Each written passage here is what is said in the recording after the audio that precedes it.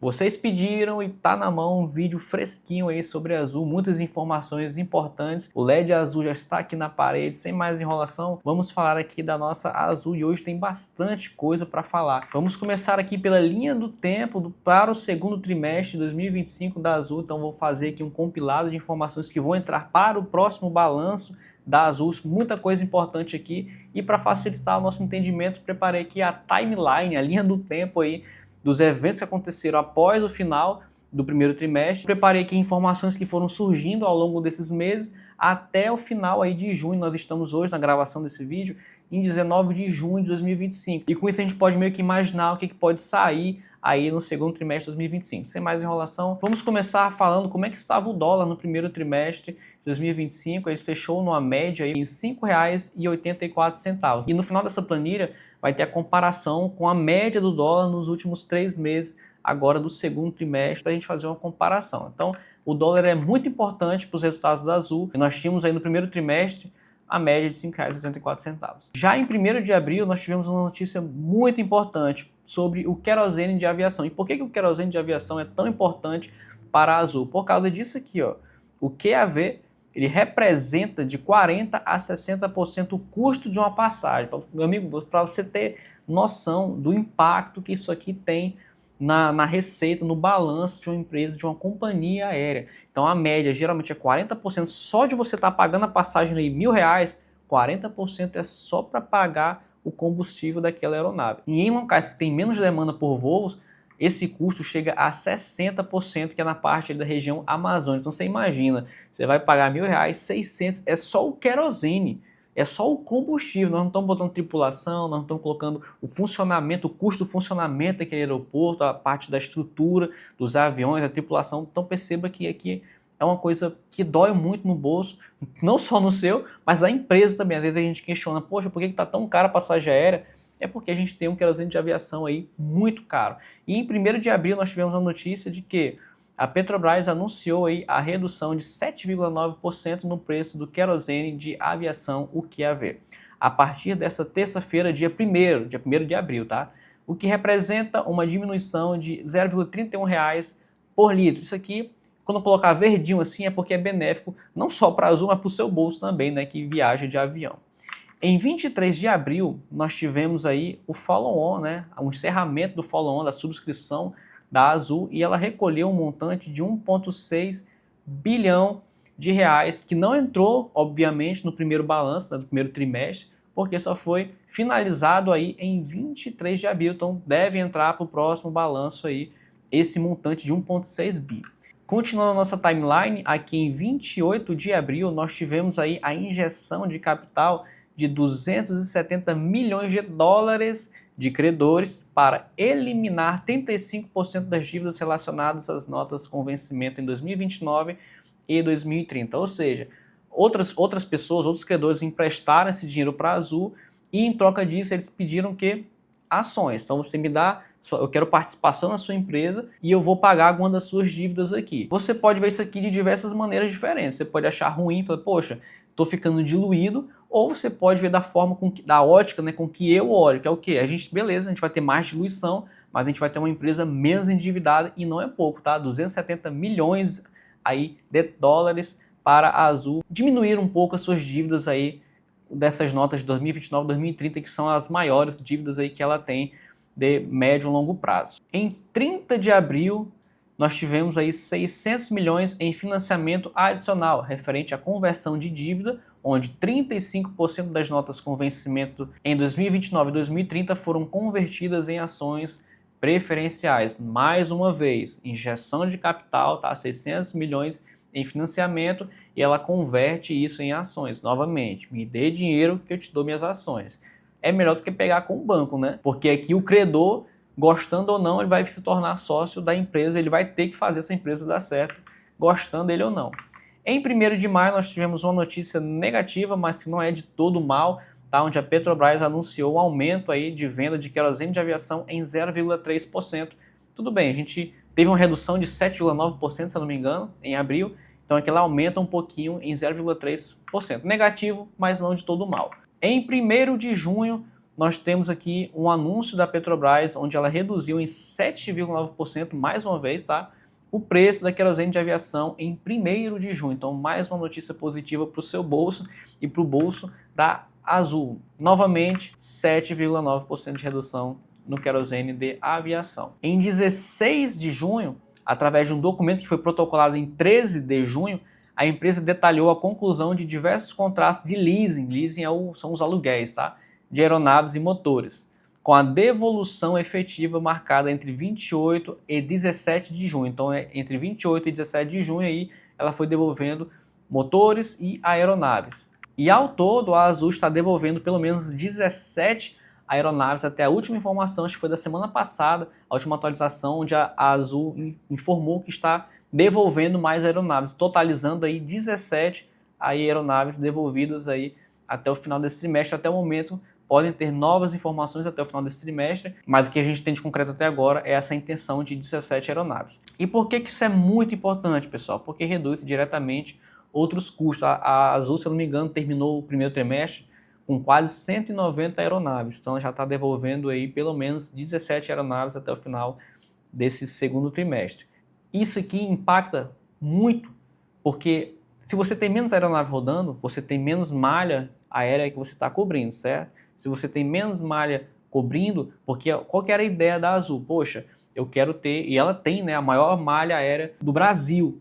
Só que às vezes você quer chegar num local que ninguém chega, mas isso não é lucrativo. Então acho que a Azul está começando a colocar o pé no chão e esquecer esse negócio de chegar até onde ninguém chega só pelo amor, porque isso não é lucrativo. Então a gente começa uma redução de voos aí, através dessa redução de aeronaves e motores, e diretamente você reduz outros vários custos dentro da companhia aérea. Então a meta dela, inclusive, era reduzir aí em quase mais ou menos 30% aí as aeronaves, tá? Ela tinha quase 190, como eu falei, então ela quer reduzir aí pelo menos 30%, 33%, 34% aí da quantidade que ela tinha de aeronaves, sejam as aeronaves que a Azul já tinha, sejam as aeronaves que ela estava alugando aí de uma outra empresa que aluga, né, trabalha com aluguel de aeronaves. Então isso aqui, ó, muito importante para a Azul. Só um adendo muito importante antes da gente entrar aqui na próxima data, que é 23 de junho, eu acredito que a Azul estava esperando entrar em Chapter 11, tá, a recuperação judicial,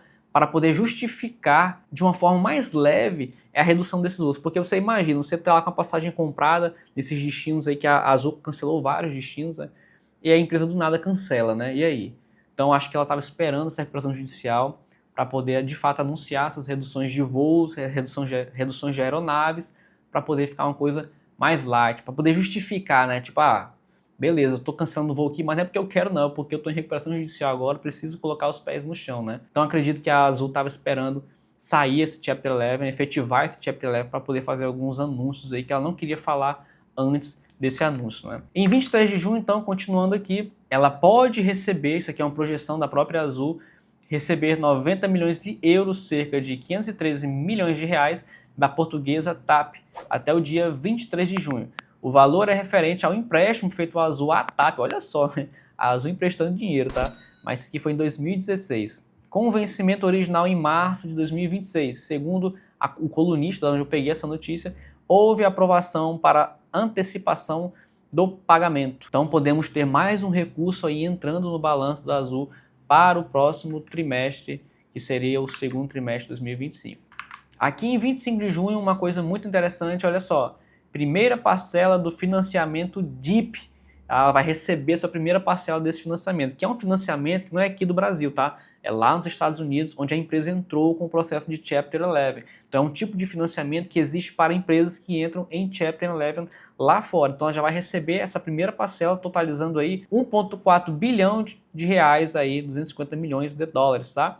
E esse financiamento DIP ele tem um total de 1,6 bi de dólares. Então nós começamos aqui com a primeira parcela, né, de 250 milhões de dólares, e o total vai até 1,6 bi. Para você ter mais detalhes sobre essa parte do DIP, ele vai ter aqui, ó, o DIP Financing em junho de 2025, então a gente já vai ter aí, ó, a entrada desse financiamento DIP. Eu acho que tem mais informações bacanas aqui, deixa eu ver aqui. Aqui ele detalha mais a longo prazo, se você quiser ver essas informações, né, junho de 2025, julho, agosto, então ele vai detalhando aqui os recebíveis aí ao longo desse tempo em relação ao DIP. Mas o que a gente tem para agora, para esse próximo trimestre, para entrar no próximo balanço já, são esses 1,4 bi de reais. E aí a gente encerraria então aí 30 de junho é onde encerra o segundo trimestre de 2025. Então podem ter novas informações, como eu falei para vocês, eu estou gravando aqui dia 19 de junho, então poderemos ter mais notícias. E só para finalizar aqui essa parte da timeline, nós temos uma média aqui do dólar em R$ 5,68. É uma redução nada de outro mundo, mas nós temos uma redução aí de 2,68%. A gente tinha, só para a gente relembrar aqui, lá no início, a gente tinha um dólar 5,84 e a média dos últimos 90 dias aqui em 5,68, uma leve redução. E com isso a gente fecha aqui, ó, com a faixa mais ou menos aí de mais de 5 bilhões em recebíveis que a Azul deve receber. Uma parte ela já recebeu, tá? Mas tem aquela parte ali da TAP que deve passar mais alguns milhões para ela, mas a parte do DIP também já está confirmada conforme o próprio resultado ali que eu mostrei para vocês, né? A planilha, a apresentação deles.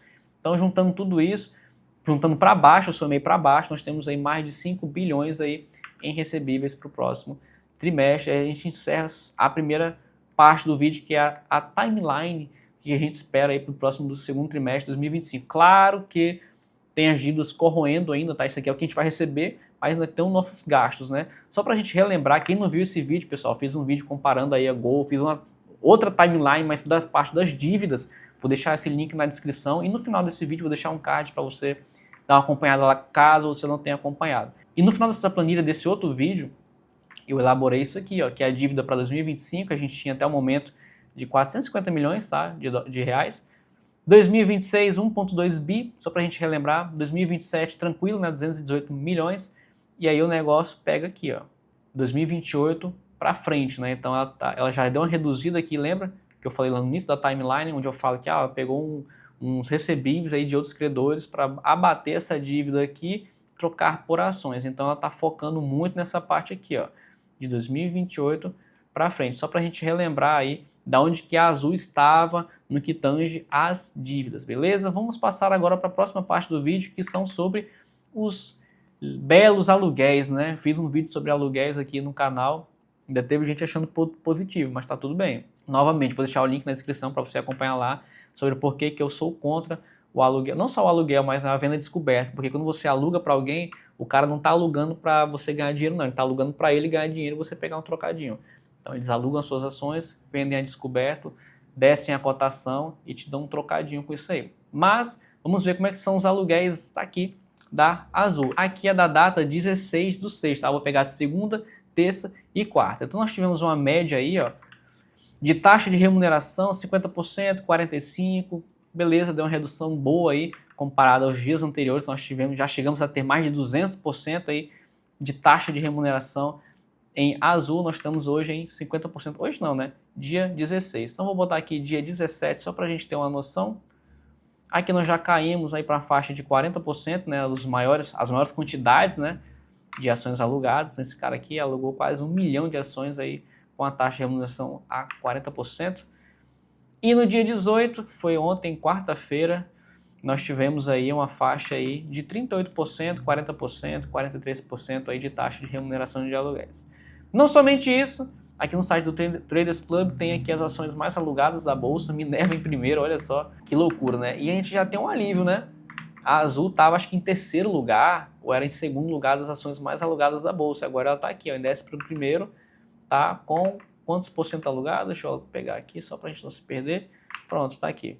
19,91% de todas as suas ações de mercado sendo alugadas, aí quase 1/5 das ações alugadas. É muita coisa ainda, mas diminuiu bastante, tendo em vista que a gente estava aqui antes, ó, terceiro ou segundo lugar, bastante coisa alugada. Então, no que tange a aluguéis, a gente deu uma respirada aí na Azul. Passando para o próximo tópico, a tempestade da Azul, né? Isso aqui vai ser muito importante para a gente entender os próximos tópicos. Só para a gente relembrar de onde é que veio toda essa maracutaia. Nós tivemos a crise de 2020. Antes disso aqui, a cotação da Azul chegou a passar R$60. Não quer dizer que vai voltar para isso, mas só para você ter uma noção que a empresa estava ok, beleza?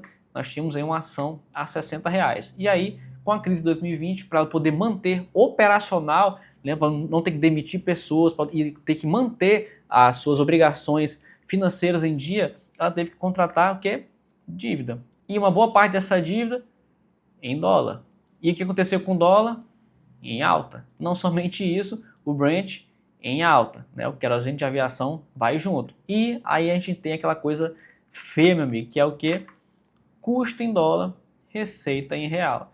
Então você tem um custo para manter a sua empresa numa moeda supervalorizada e você recebe uma moeda subvalorizada e você usa ela para pagar essa moeda supervalorizada. Então foi a tempestade perfeita aí para dar uma quebrada na Azul, mas ela segue aí aos trancos e barrancos sobrevivendo. Se esse vídeo já está agregando algum valor aos seus estudos, dê uma força para este pequeno canal, deixe o seu like, a sua inscrição. Sem mais enrolação, vamos continuar aqui para o vídeo. No que tange a fusão de Gol e Azul, uma notícia recente aqui que eu peguei no site do Aerowin, um site muito bacana aqui sobre notícias de empresas aéreas, e ele fala que em 15 de junho, mesmo com a Azul entrando em recuperação judicial, fusão com a Gol não está descartada. Vou ler aqui brevemente para vocês, é um texto bem curtinho. O CEO do grupo Abra, que é o controlador da Gol, afirmou que uma combinação de negócios com a Azul ainda está em pauta, apesar de a Azul ter recentemente entrado com um pedido de recuperação judicial sob a proteção do Chapter 11 nos Estados Unidos. As declarações foram feitas por Adrian durante um painel aí da IATA em Nova Delhi. A Azul entrou com um pedido de recuperação judicial no final de maio, enquanto a Gol acabou de sair de um processo semelhante. O CEO mencionou que assim que a Azul concluir seu processo de reestruturação, a possibilidade de uma fusão com a Gol será reconsiderada. E aqui tem uma fala dele: tornamos público nosso MOU, né, o Memorando de Entendimento, disse ele. Também afirmamos no nosso MOU que estava sujeito à aprovação regulatória e ambas as companhias aéreas terem uma estrutura financeira similar, o que não está acontecendo agora. A gente tem a Azul saindo da reestruturação e a Azul entrando. E realmente limparem sua estrutura de capital. Esperamos que a Gol saia do Chapter 11, e saiu, né? Teve aprovação da saída. E quando isso acontecer, achamos que a Gol estará em ordem e estamos felizes que a Azul está passando por uma reestruturação que esperamos que, no final, possibilite essa consolidação. O executivo ressaltou que a criação de uma entidade maior por meio da combinação da Azul e da Gol poderia ajudar a superar alguns desafios enfrentados no mercado aéreo brasileiro. E aqui ele fala: a indústria no Brasil não é saudável, afirmou. E isso reforça o ponto principal de que a consolidação é benéfica. O Grupo Abra e a Azul assinaram um memorando de entendimento em janeiro deste ano para explorar uma combinação de seus negócios no Brasil. Um agradecimento aí para o pessoal do Aerowin que trouxe essa matéria. E aí a gente entra naquela questão, né, cara, de poucas empresas tomando conta de um mercado tão grande, mas infelizmente o mercado da companhia aérea no Brasil é um mercado de difícil acesso e mais difícil ainda para você se manter. Então você tem de um lado essa questão de poucas empresas controlando tudo, que é similar ao que acontecia com os bancos, né? Antigamente você só tinha Banco Brasil, Bradesco, Santander, e aí os caras faziam o que queriam, tinham taxas elevadíssimas, e aí você via os bancos digitais em ascendência, em ascensão, tomando esse mercado e os bancos tendo que se modernizar. Eu lembro que eu usava o aplicativo do Banco do Brasil há uns anos atrás, o aplicativo era horrível. E aí de um ano para o outro o aplicativo melhorou, cara, sensacional o aplicativo do Banco do Brasil. Então você vê que a concorrência ela é boa não só para as empresas, porque fazem com que elas evoluam tecnologicamente e melhorem seu serviço, quanto para a pessoa que consome aquele serviço. Então, você tem menos taxa, você tem mais concorrência, então as empresas têm que dar um jeito de atrair mais clientes. Então aqui eu entendo que isso aqui é uma coisa muito complicada, realmente, tá? Mas você tem aquela coisa, é melhor você ter poucas empresas cuidando desse mercado do que ter só a Gol e a Latam, né? Dando tudo errado para a Azul e ela saindo do mercado, falindo, nós teríamos apenas Gol e Latam. E menos voos ainda, né? Porque ela ia deixar de trabalhar nessa área que ela já tem. Então é uma situação muito complicada realmente, tá? Mas eu acho que aqui não tem outro jeito a não ser deixar que as empresas consigam trabalhar para elas poderem sobreviver primeiramente, tá? E aí futuramente a gente vê o que dá. Mas para agora é muito importante para a Azul essa questão da fusão, né? Não só da Azul, mas da Gol também. Mas aqui ainda tem muita água para rolar, vamos deixar aí o tempo dizer se elas vão se fundir ou não. E aí a gente entra aqui, ó, esse tópico aqui, ó, muitas variáveis, mais volatilidade.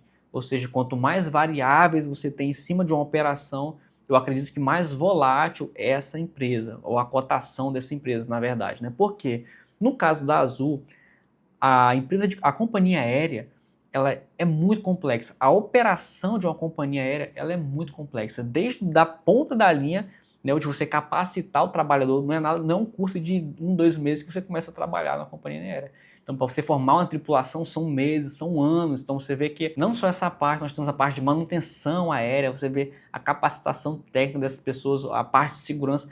É uma coisa muito complexa. Só a operação em si, ela se manter, já é complexa.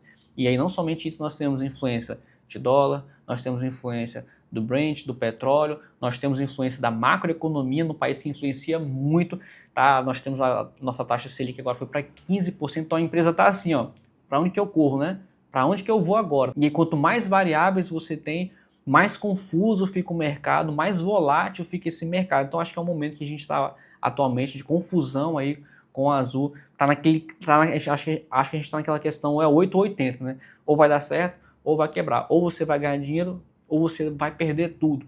Então a Azul é esse tipo de operação aqui, que tem muita variável em cima dela. Não é fácil, não é um ativo fácil de você estudar, não é um ativo fácil de você manter, dada essa volatilidade. Você tem que ter muito mental, você tem que ter uma capacidade, uma saúde mental boa para você manter posição ou para você comprar esse ativo até passar essa turbulência das variáveis da Azul, que como eu falei para você, dólar, macroeconomia do país, Brent, petróleo, aí tem guerra, enfim, vai uma série de coisas. Então só para a gente destacar, e na minha opinião, quanto mais variáveis você tem em cima de uma empresa, mais volátil ela pode se tornar, principalmente se forem variáveis difíceis de você prever para onde vai. Eu não sei para onde é que vai o dólar amanhã, eu não sei para onde vai o Brent amanhã, eu não sei para onde vai a economia do país para amanhã. Eu posso ter uma ideia, mas eu não tenho certeza. E aí nós temos o que agora?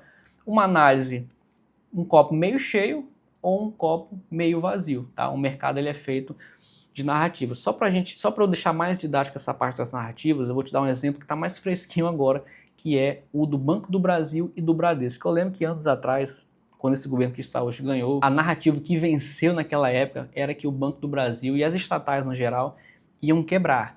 Né? A cotação do Banco do Brasil acho que chegou a R$18, R$19, R$20. Eu sei que eu consegui comprar ali em 21, 22, algo nessa faixa. Quando a operação do Banco do Brasil se provou o contrário, como através do agro, né, aí a narrativa mudou. Não, o Banco do Brasil está subindo agora porque a carteira de crédito dele é focada em agro, e o agro no Brasil é top, né? O agro é top e é pop. E aí, quando o agro começou a perder força, a cotação do Banco do Brasil chegou agora a 21, que é o menor patamar dos últimos 2 anos, tá? E agora a narrativa mudou. Né? Agora, não, cara, o agro, eu não sei muito bem não, esse negócio desse agro aí, cara, o agro é meio caloteiro, eu acho. Então você vê que sempre vence uma narrativa dentre várias narrativas, tá? E onde eu quero chegar com isso? Nós temos agora o Banco do Bradesco, tá? O Bradesco, enquanto o Banco do Brasil subia por causa do agro, o Banco do Bradesco caía porque não tinha agro, ou tinha bem pouco, e era focado em pessoas físicas. E aí com o tempo passando, o agro agora virou o chatão, e o Bradesco subiu o quê? 20% da noite pro dia, depois que soltou o último resultado. Então assim, o mercado ele é feito de narrativas, de teses, você tem que se agarrar a uma, ou você se agarra à tese de alguém, ou você cria a sua própria tese, a sua própria narrativa e vai nela. Então, hoje a narrativa de Azul, você tem 2 opções, tá? Ao meu ver, copo meio cheio, que seria o quê? A Azul entrou no processo de reestruturação, vai controlar a sua dívida, está devolvendo os aviões, está devolvendo motores, bateu recorde, 2 trimestres seguidos de recorde de EBITDA, está recebendo muito financiamento aí de credores e o próprio DIP que eu falei para vocês, né, que é o financiamento aí de reestruturação lá nos Estados Unidos. Ou você pode ver o copo meio vazio. Não, cara, isso aqui vai quebrar, vai ser uma Varig da vida, vou entrar vendido, eu já vendi minha posição. E aí você pode fazer várias narrativas para embasar o seu copo meio vazio ou o seu copo meio cheio. Eu estou acreditando atualmente no copo meio cheio, mas não é por isso que eu vou dar all-in nessa empresa, tá? Eu tenho uma posição em Azul, acho que 4, 5% da carteira no máximo está em Azul. Então estou comprado lá, acho que minha última compra em Azul foi R$1,03, se eu não me engano, algo assim. E vou deixar lá a posição, não tem um problema de esperar 1 ano, 2 anos. Acho que a gente quer, no final de tudo isso, é colocar dinheiro no bolso, tá? Não é recomendação de compra ou venda de qualquer ativo. Faça a sua narrativa, você vai explicar a sua narrativa aí e o mercado ele vai escolher uma narrativa por um tempo e vai manter ela. Então não dá para prever o futuro. Eu prefiro acreditar hoje, ó, copo meio cheio. Não se apaixone, tá? Não é por mim não, pelo amor de Deus, pessoal. Nada contra, mas não se apaixone aqui, mas não é por mim, tá? É por empresas no geral, não só aqui a Azul, tá? Vou comprar a Azul e vou segurar para daqui a 20 anos. Calma. A minha meta, isso aí é uma estratégia pessoal minha, tá? É não me apaixonar por empresas, tá? Foi difícil eu vender Banco do Brasil, mas quando eu comprei 21, 22, eu vendi tudo em 59, 58, algo assim, tá? Tem vídeos anteriores aqui do canal onde eu mostro isso. Então assim, amo o Banco do Brasil, show de bola a operação, mas para mim já deu o lucro que eu queria, vazei, partiu para a próxima, tá? Eu vou fazer a mesma coisa aqui em Azul. Tá, acho show a história da empresa, a operação da empresa, mas a meta é fazer um lucro aqui bacana. Quanto mais volatilidade para mim, quanto mais burburinho, tá, maior a oportunidade de você fazer algum lucro. Claro que você pode ir a zero, né? Sempre pode ir a zero, mas eu gosto sim. Quando tá essa bagaceira doida, tá, é o melhor momento. Isso você lê muito, cara, mas muito no livro do Howard Marks, tá? O mais importante para o investidor, sempre deixo na descrição. Os melhores momentos são esses aqui, ó. Burburinho, Banco do Brasil vai quebrar, aí depois o Banco do Bradesco ia quebrar, depois Cogna ia quebrar, Cogna pagou dividendo, onde é que já se viu um negócio desse? Cogna pagou de...